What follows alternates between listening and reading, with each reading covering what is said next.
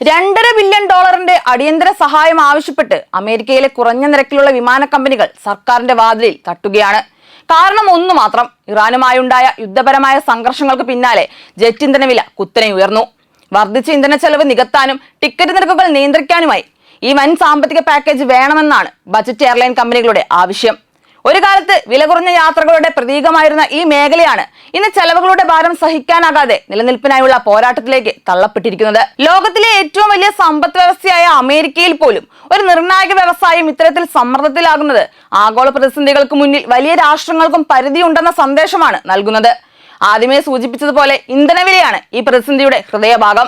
വടക്കേ അമേരിക്കയിൽ ജെറ്റ് ഇന്ധന വില ഗാലനിന് $4.10 ഉയർന്നത്.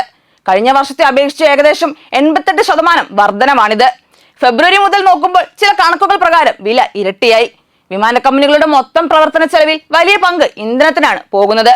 അതിനാൽ ഇന്ധന വിലയിൽ വരുന്ന ഇത്തരം കുതിപ്പ് പ്രത്യേകിച്ച് കുറഞ്ഞ നിരക്കിൽ ടിക്കറ്റ് വിൽക്കുന്ന കമ്പനികൾക്ക് നേരിട്ടുള്ള ആഘാതമായി മാറുന്നു. ലാഭ മാർജിൻ വളരെ കുറവായതിനാൽ ചെലവുകൾ കൂടുമ്പോൾ ഇവർക്ക് നിലനിൽക്കുക തന്നെ ബുദ്ധിമുട്ടാണ്. ഈ സാഹചര്യത്തിലാണ് ബജറ്റ് എയർലൈനുകളെ പ്രതിനിധീകരിക്കുന്ന വ്യാപാര സംഘടന ട്രംപ് ഭരണകൂടത്തോട് $2.5 ബില്യൺ അടിയന്തര സാമ്പത്തിക സഹായം ആവശ്യപ്പെട്ടത്. വർദ്ധിച്ചു വരുന്ന ഇന്ധന ചെലവ് നികത്താനും വിമാന നിരക്കുകൾ യാത്രക്കാർക്ക് താങ്ങാനാവുന്ന രീതിയിൽ നിലനിർത്താനും ഈ തുക ഉപയോഗിക്കണമെന്നാണ് അവരുടെ ആവശ്യം.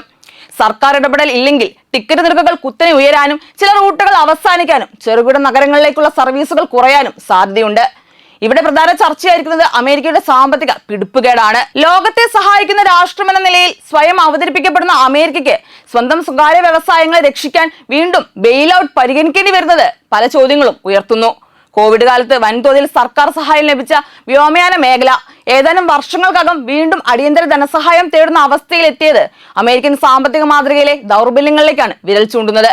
പ്രതിസന്ധി വന്നാൽ സ്വതന്ത്ര വിപണി തത്വങ്ങൾ മാറി സർക്കാർ ഇടപെടൽ ആവശ്യമാണെന്ന വിരോധാഭാസം വീണ്ടും വ്യക്തമാവുകയാണ്. ഈ പ്രതിസന്ധിയുടെ ഏറ്റവും ദൃശ്യമായ ഉദാഹരണമാണ് സ്പിരിറ്റ് എയർലൈൻസ്. അമേരിക്കയുടെ പ്രശസ്ത എന്നാൽ കുറഞ്ഞ നിരക്കിലുള്ള വിമാന കമ്പനികളിൽ ഒന്നായ ഇത് $500 മില്യൺ വരെ പ്രത്യേക വായ്പാ സഹായത്തിനായി സർക്കാരുമായി ചർച്ച നടത്തുന്നതായി റിപ്പോർട്ടുകളുണ്ട്. 2 വർഷത്തിനിടെ രണ്ടാമത്തെ പാപ്പരത്ത നടപടികളിലൂടെ കടന്നുപോകുന്ന കമ്പനി നിലവിലെ സാമ്പത്തിക സമ്മർദ്ദം എത്രത്തോളം ഗുരുതരമാണെന്ന് വ്യക്തമാക്കുന്നു. ഒരു കാലത്ത് കുറഞ്ഞ നിരക്കിൽ യാത്രാ വിപ്ലവം സൃഷ്ടിച്ച കമ്പനിക്ക് ഇന്ന് പ്രവർത്തനം തുടരാൻ പോലും സർക്കാർ സഹായം വേണമെന്ന സ്ഥിതിയാണ്. ഇത് വെറും ഒരു കമ്പനിയുടെ പ്രശ്നമല്ല, അമേരിക്കൻ ഉപഭോക്തൃ സാമ്പത്തിക വ്യവസ്ഥയുടെ യാഥാർത്ഥ്യവും ഇതിലൂടെ തെളിയുന്നു.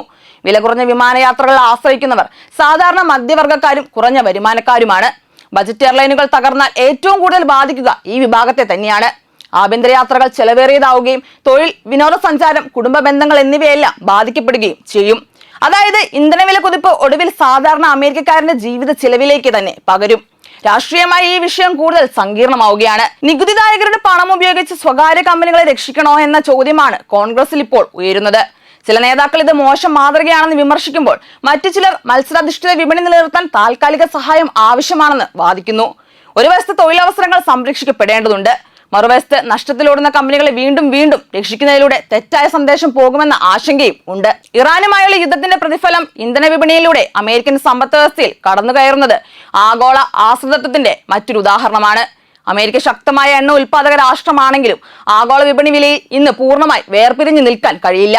മധ്യപൂർവ്വദേശത്തെ സംഘർഷം, കപ്പൽ ഗതാഗത ഭീഷണി, വിതരണ ശൃംഖലയിലെ പ്രശ്നങ്ങൾ എന്നിവയൊക്കെ അമേരിക്കൻ ഉപഭോക്താക്കളെയും വ്യവസായികളെയും നേരിട്ട് തന്നെ ബാധിക്കും. അമേരിക്കൻ വിമാന കമ്പനികൾ സർക്കാരിന് മുന്നിൽ കൈനീട്ടുന്നത് കേവലം ഒരു വ്യവസായ തകർച്ചയുടെ വാർത്തയല്ല, മറിച്ച് ലോകത്തിലെ ഏറ്റവും വലിയ സാമ്പത്തിക ശക്തിയുടെ അടിത്തറ ഇളകുന്നു എന്നതിന്റെ ഞെട്ടിക്കുന്ന സൂചനയാണ്. പശ്ചിമേഷ്യയിലെ യുദ്ധവും കുതിച്ചുയർന്ന ഇന്ധനവിലയും പണപ്പെരുപ്പവും ചേർന്ന് ഒരു കാലത്ത് തങ്ങൾ പടുത്തുയർത്തിയ സാമ്പത്തിക കോട്ടയ്ക്കുള്ളിൽ അമേരിക്ക തന്നെ തടവിലാക്കുകയാണ്. ലോകത്തെ നയിക്കുന്ന രാജ്യമെന്ന പദവി അലങ്കരിക്കുമ്പോഴും സ്വന്തം ആഭ്യന്തര വിപണിയെ പോലും നിയന്ത്രിക്കാനാവാത്ത ഈ നിസ്സഹായ അവസ്ഥ ഒരു വലിയ തകർച്ചയുടെ തുടക്കമാണോ, അതോ ആധിപത്യം നഷ്ടപ്പെടുന്ന ഒരു വൻശക്തിയുടെ അവസാന നിലവിളിയോ? ആഗോളക്രമത്തിൽ സംഭവിക്കുന്ന ഈ വൻമാറ്റങ്ങൾ വിരൽ ചൂണ്ടുന്നത് വരാനിരിക്കുന്ന കൂടുതൽ കഠിനമായ ദിവസങ്ങളിലേക്കാണ്.